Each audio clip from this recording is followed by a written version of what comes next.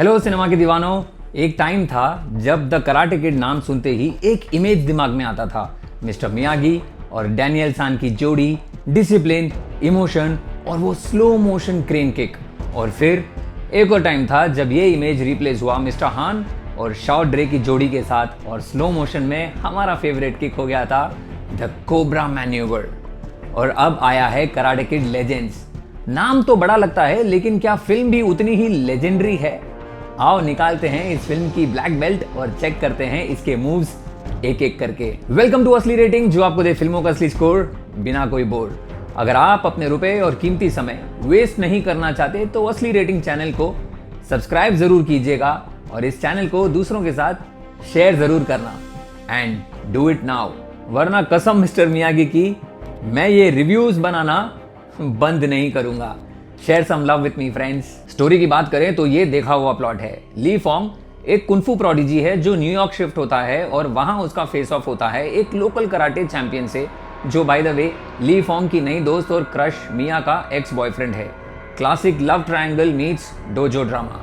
फिर आता है ultimate karate tournament 5 boroughs championship, और ट्रेनिंग के लिए ली के पास इस बार है 2 मेंटोर्स, मिस्टर हान और डैनियल सान।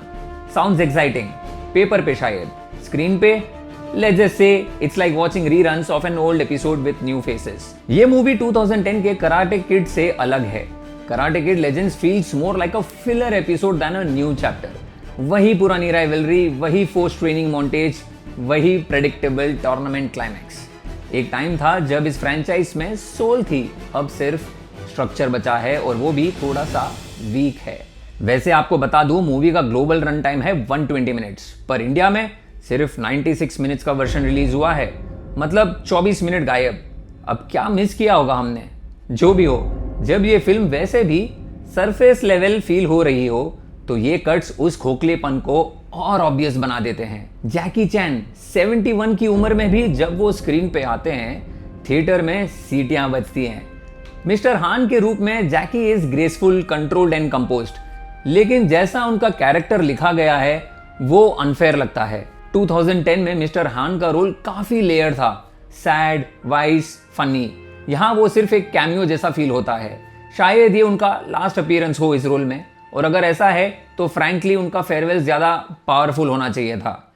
डैनियल सान वापस आया है सालों बाद, लेकिन अब एज ए सेंसेई। रैल्फ मचियो की एंट्री नॉस्टैल्जिया जरूर लगती है, पर एक्शन सीन्स में वो थोड़े लॉस्ट लगते हैं। इनफैक्ट आज की ऑडियंस के साथ डैनियल सान का रोल अब इररिलेवेंट लगता है। रैल्फ की बॉडी लैंग्वेज में वो स्पार्क नहीं दिखा जो एक टीचर और फाइटर में होना चाहिए। मिस्टर मियागी के काम विजडम और 2010 के मिस्टर हान के इमोशनल कनेक्ट के सामने डैनियल सेंसेई बिल्कुल फ्लैट पड़ते हैं। Sad but this is the truth. अब बात करते हैं नए कराटे किड की, बेन वोंग।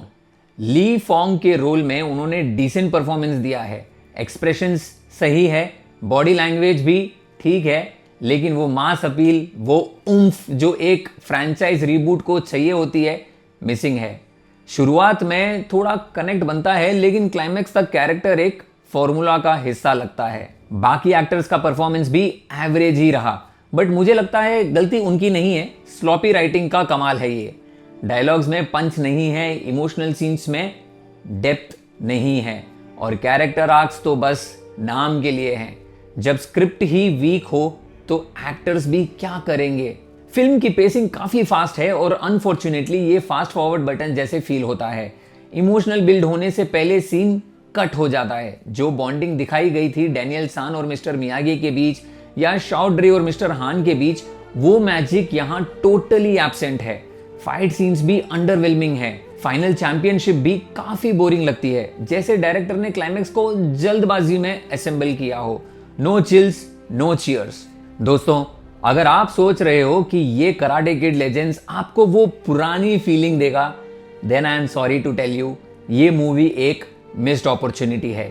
जैकी चैन और रैल्फ मचियो जैसे लेजेंड्स होने के बावजूद फिल्म में ना फील है ना फाइट, सिर्फ फास्ट ट्रैक किया गया नॉस्टैल्जिया है, वो भी बिना इमोशंस के। मेरी तरफ से इस मूवी को मिलते हैं 2 स्टार्स आउट ऑफ 5। मेरा सजेशन, OTT रिलीज का वेट करो, वहां देखने में थोड़ा कम दुख होगा। अपना टाइम और पैसा बचाइए, पॉपकॉर्न का बजट किसी और फिल्म पे लगाइए। अगर ये रिव्यू पसंद आया हो तो लाइक करो, कमेंट में बताओ आपको मूवी कैसी लगी और चैनल को सब्सक्राइब जरूर करो। मैं मिलूंगा आपको अगले रिव्यू में, तब तक के लिए कीप वॉचिंग ग्रेट सिनेमा। और ग्रेट सिनेमा के लिए स्टे कनेक्टेड टू असली रेटिंग, फिल्मों का असली स्कोर बिना कोई बोर। फिर मिलते हैं मेरे दोस्तों।